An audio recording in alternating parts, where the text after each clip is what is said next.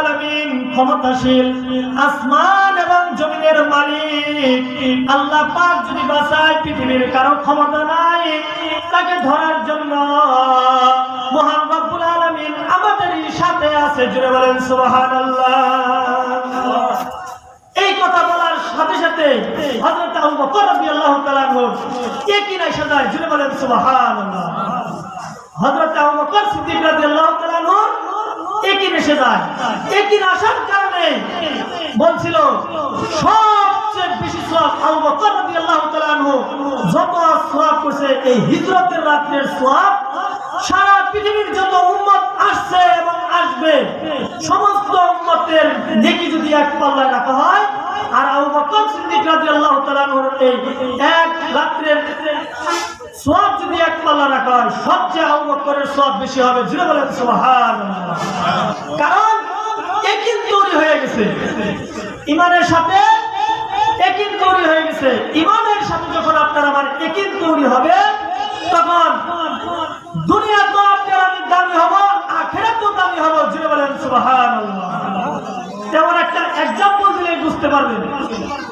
Example, একটা মাত্র example দিলে বুঝতে পারবেন। যেমন ঈমান হলো দুধ। একটা এক্সাম্পল, ঈমান হলো কি? দুধ। এই দুধ যদি মাটির মধ্যে পড়ে যায়, দুধের কোনো অস্তিত্ব থাকে না। দুধ মাটির সাথে মিশে যায়, কিছুক্ষণ পর দেখা যাবে দুধ কোন জায়গায় পড়ছে খুঁজেও পাওয়া যাবে না। এর নাম হলো ঈমান। কিন্তু দুধকে যদি আপনি মাখনের ফ্যাক্টরিতে নিয়ে মাখন তৈরি করেন, ঘি বানান, যদি এই মাখনটাকে কোথাও ফেলে দেন, তাহলে কখনোই ওটা মাটির সাথে মিশে না। দুধ থেকে যখন মাখন হয়, এর নাম হলো ইয়াকিন। যখন কোন লোক ইট বাটার মধ্যে ইট তৈরি করে কাঁচা অবস্থায় যখন থাকে, ওর নাম হলো ঈমান। যখন এই ইটটাকে পোড়া হয় বলে, তখন এটা ইয়াকিন হয়ে যায়। ওই ইটটা যখন ইয়াকিনের মধ্যে পৌঁছে যায়, সমুদ্রের অতল নিচে যদি চলে যায়, ওই ইট কিন্তু ইট থাকে, কখনোই মাটির সাথে মিশে না। কিন্তু অন্য মাটি যদি আপনি চুলার মধ্যে সারা জীবন জ্বালাইতেছেন, কিন্তু এক সময় মাটির সাথে মিশার কারণে দেখবেন আস্তে আস্তে পুরো মাটি হয়ে গেছে। একই আমাদের তো জ্বলে। এজন্য ভাইরা আমার, সম্মানিত হাজিরিন, আপনার আমার ঈমানের সাথে সাথে ইয়াকিন তৈরি করতে হবে। আর ইয়াকিন কখন তৈরি হবে?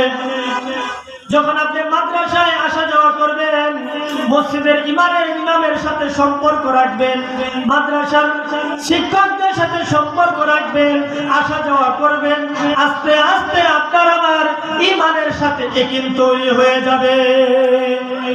ঈমান কিন্তু তৈরি হয়ে যায় একা একাই।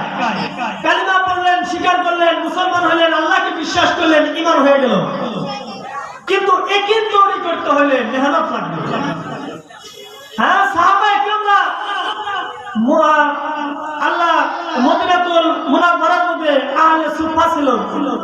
তারা ঈমান আনার পরে আল্লাহ রাসূলের কাছাকাছি থেকে ইয়াকিন তৈরি করছে।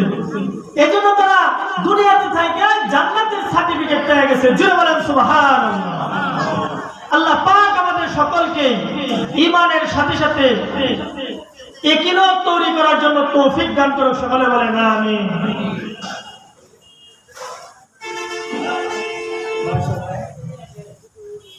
আলহামদুলিল্লাহ, আমরা অত্যন্ত মূল্যবান বয়ান শুনতেছিলাম। আমাদের ভালো লাগতেছে না ভাই? অনেক ভালো লাগছে বয়ানটা। আমার এত ভালো লাগছে না বলার